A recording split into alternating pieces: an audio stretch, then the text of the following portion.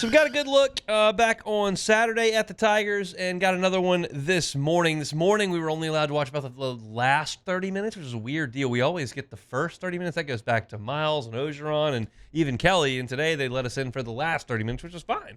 There's a lot of 7-on-7 and 11-on-11. But since I last spoke with you on Friday, I've had a chance to watch about 2 hours of LSU practice.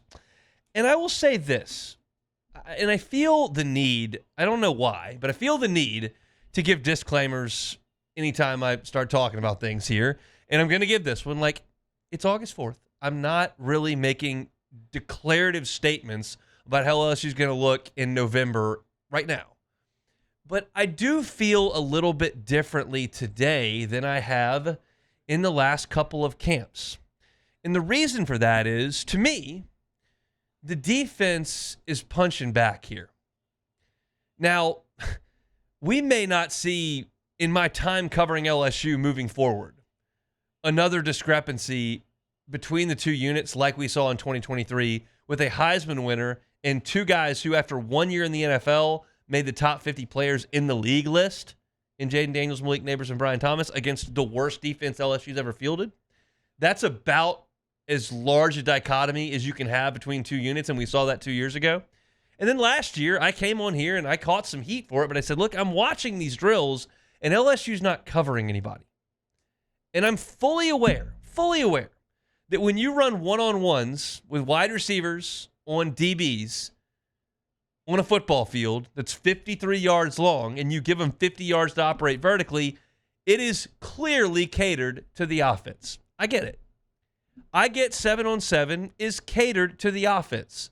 The pass rush is a huge part of playing defense. If you don't create any commotion around the quarterback and he has no threat of having his clock cut short, I get it. It's easier to play a quarterback. But what I watched for those 2 years was a defense that almost never made a play. And I don't think that's hyperbole to say. And it concerned me. So I came on here and I said, look, I don't think they can cover. Like, I'm well aware of the star recruits. I mean, not like all stars. I mean, like a lot of 3 and low 4-star recruits that are out there. And it doesn't look like Derek Stingley and Eli Ricks out there, which are, these are 5-star cornerbacks. I get that. But it was just the action on the field. To me, they weren't covering anybody. Today, they covered some people. I charted today. P.J. Woodland running stride for stride with Berry and Brown on a deep ball. Got overthrown, but it wasn't going to get in there anyway.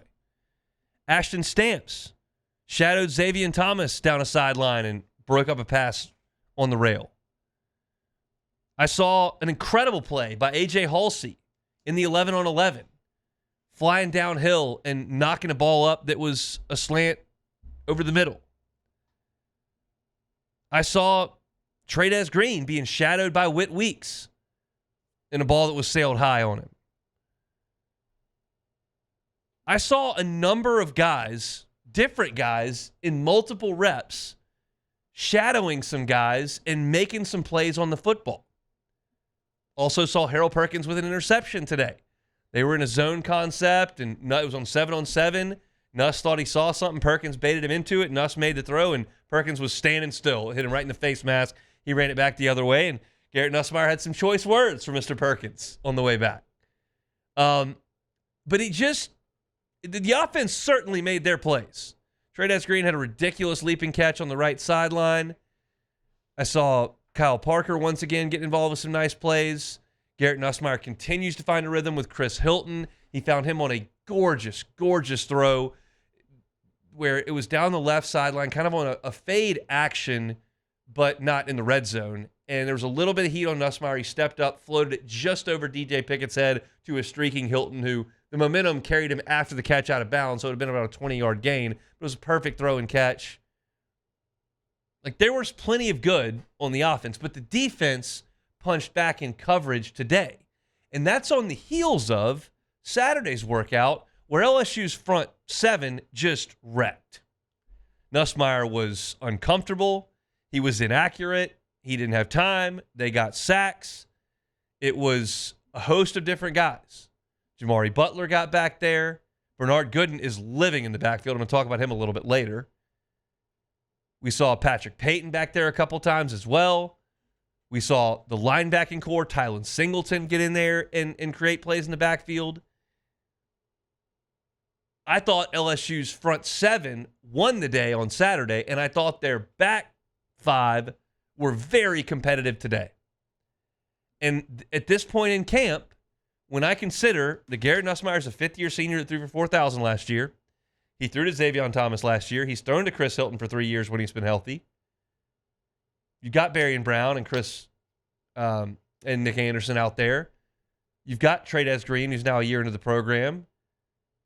You've got guys that should have some continuity and certainly have a lot of ability, and they're not dominating. I thought they looked really good Wednesday and Thursday last week, and a lot of that was in the one-on-ones, like Nussmeier in 7-on-7, I believe, had 1 or 2 incompletions the first 2 days I saw, which were Wednesday and Saturday. I saw 1 incompletion in the 7-on-7, and that's more of what I usually see. But today, I saw the coverage. I saw 11-on-11.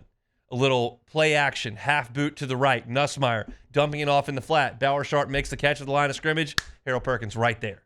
It was a 3rd and short, and the official said 4th down. So it probably wouldn't have crossed the line of scrimmage. Perkins was all over the place today. Looked awesome. Looks healthy. Looks physical. And he's in the right place. And this is what I'm talking about with Harold Perkins when I talk about the role he's got to play. He can chase the tight end out into the flat and chop him down. He didn't have to just rush the passer. He baited Nussmeier into a great interception today because he's got some awareness, the ability to catch the football, turn around and run. I want so badly for Harold Perkins to intercept a pass this year because I want to see that high school running back come back out. We haven't seen it since his freshman year when he had that pick, I believe, against Auburn. But to me, the defense is throwing punches back. And I left Saturday's practice with this thought. Man, I like the way the defensive line was pressuring and getting back there, and I think these guys are really good. I think Patrick Payton's going to have a big year. I'm feeling really good about Bernard Gooden. Clyburn is playing outside and inside. I like the way that he looks. They feel great about Bro and certainly feel good about McKinley. Relaford looks healthy and good, and I feel really good about this front seven. But, and this is what you always have to do when you're talking about scrimmages between the same team, do they look good because LSU has a bad offensive line that can't block anybody? Like, that has to stick in the back of your mind as a distinct possibility when you go out there and you feel like the front seven has kind of wrecked the day. But today, I don't have any of those thoughts on the back end because I know that Chris Hilton's good. And I know that Nick Anderson has been uber productive at Oklahoma. And I know Barry and Brown holds several Tennessee records and has an SEC record for kick returns and can run like a deer and has made huge plays for a week in camp. And I know Xavier Thomas is explosive. I know all these things to be true. So if you've got guys out there in Stamps and Woodland and Perkins, and then you've got Halsey making plays, and like you've got these guys doing that against guys that I know are good, well, those are good reps by those guys. I don't have to question it. So I'm encouraged by what I've seen.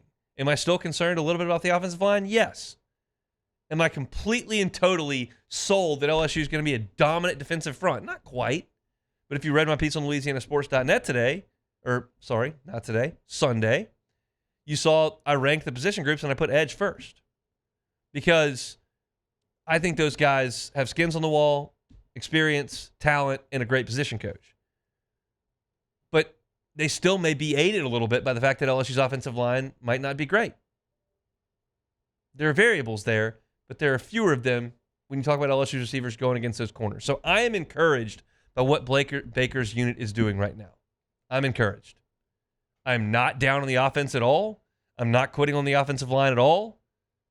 In fact, they had some good moments today. Garrett Nussmeier was cleaner today in the pocket than he was on Saturday for sure.